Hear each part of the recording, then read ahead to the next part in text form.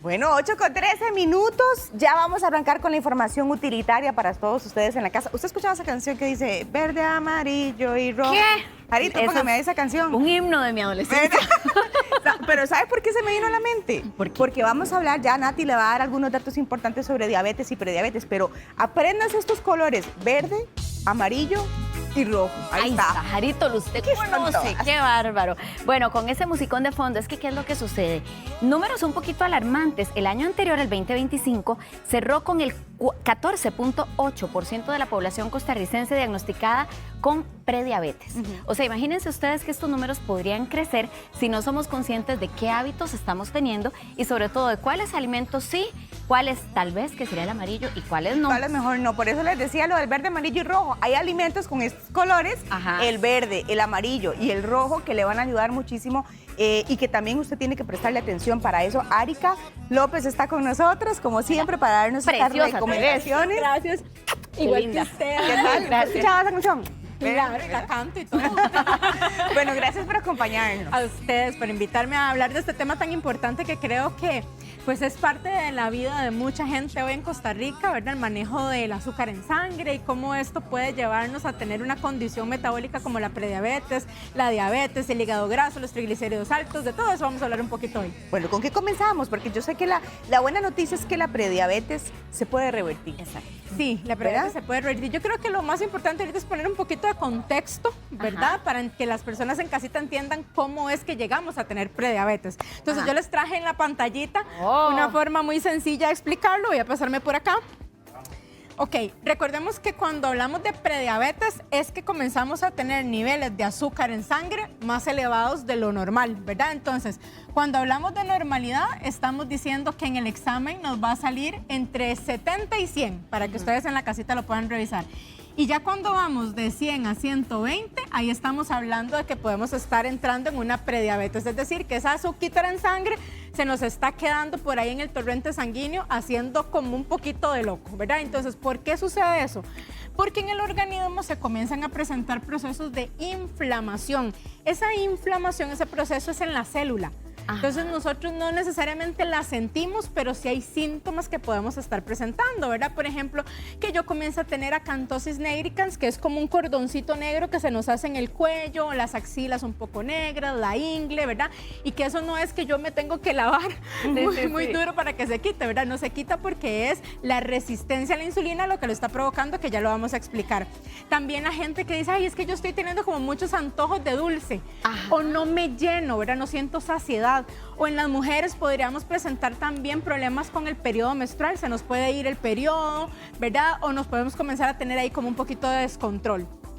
Podemos comenzar a acumular también grasa a nivel visceral, esos son otros los indicadores importantes, ¿verdad? Entonces, ese volumen o ese perímetro abdominal comienza a incrementarse, ¿verdad? En las mujeres, más de 80, entonces yo me puedo medir la cinturita y ver si está mayor a 80, y en los hombres mayor a 94, ¿ok? Entonces, ¿qué sucede en el organismo?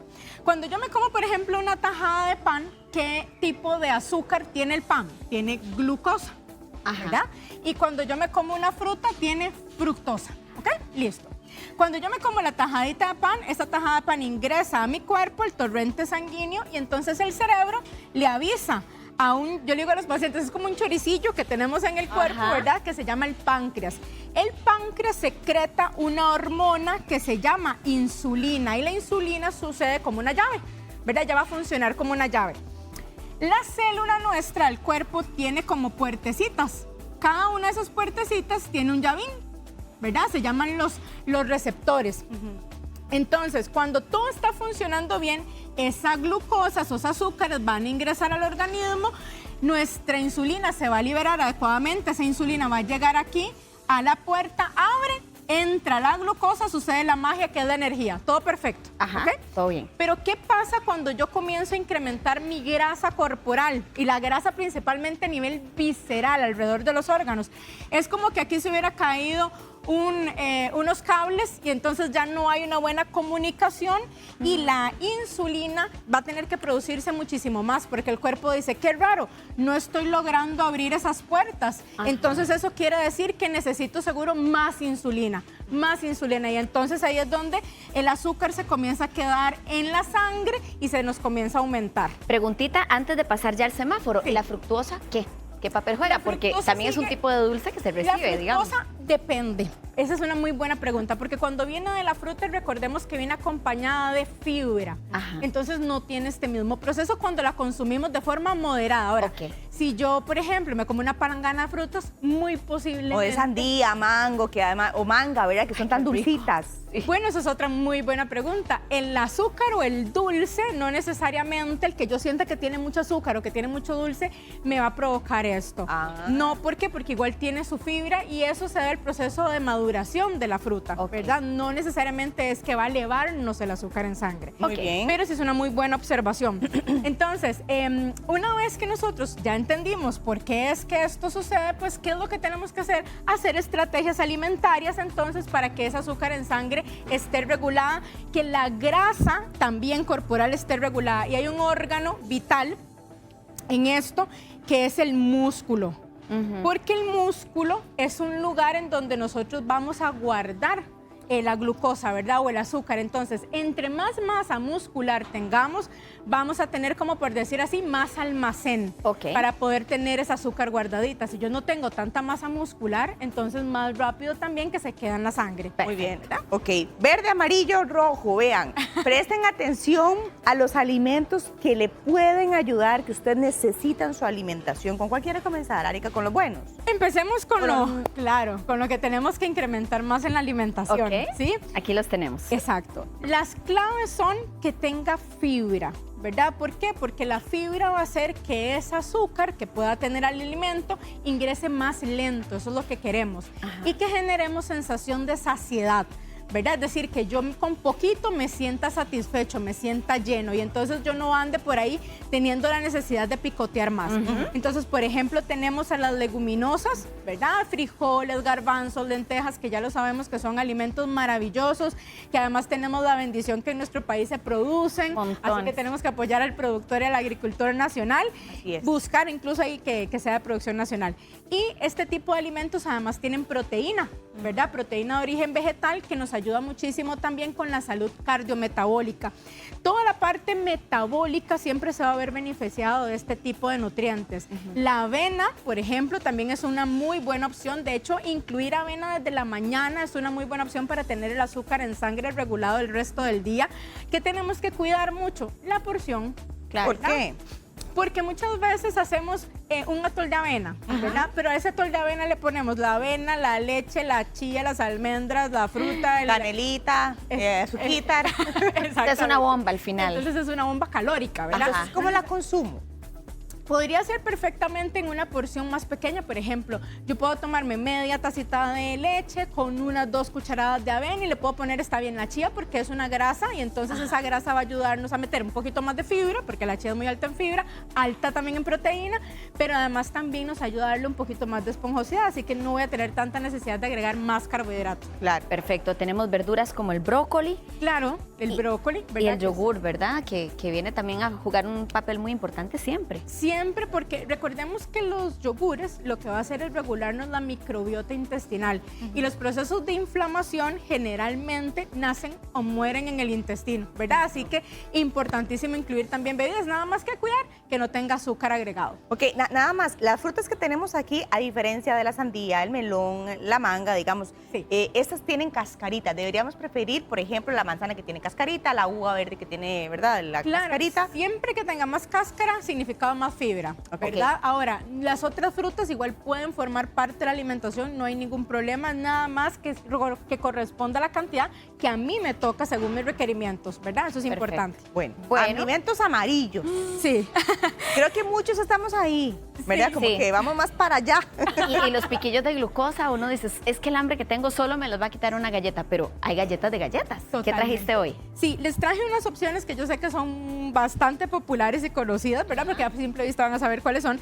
¿Cuál es el cuidado que tenemos que tener en amarillo? Recuerden que eso es, digamos, moderación tipo 1, ¿ok? Moderación tipo 1 es que yo puedo incluirlas a la semana en mi alimentación, pero que no sean la base. porque muchas veces en las meriendas quieren que esta sea la base, ¿verdad? Entonces yo mejor lo combinaría, por ejemplo, si voy a tomarme una de esas galletitas que tienen algún relleno, que tienen azúcar agregado, ¿verdad?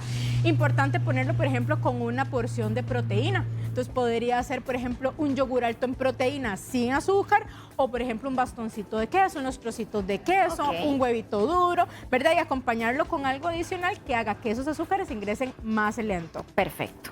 ¿Y pusiste arroz también? Sí, el arroz se los puse por algo en particular, y es que quiero fomentarles que el arroz blanco puede formar parte igual de una alimentación saludable, puede formar parte de la alimentación de una persona que está teniendo problemas de azúcar en sangre, pero intentemos agregarle fibra, porque obviamente el arroz blanco ha perdido en el proceso un poco de su fibra, así que meterle vegetales. Siempre les recomiendo a los pacientes que lo salteen con vegetales, por ejemplo el brócoli, la zanahoria, zucchini, ¿verdad? Que le metamos mayor cantidad de fibra. Excelente. Y ahora sí, el rojo. ¿Qué pasó ahí? Y los rojos es de moderación, digamos, poquito 2, 3, ¿verdad? Ya tenemos que hacer un consumo muy esporádico, muy ocasional.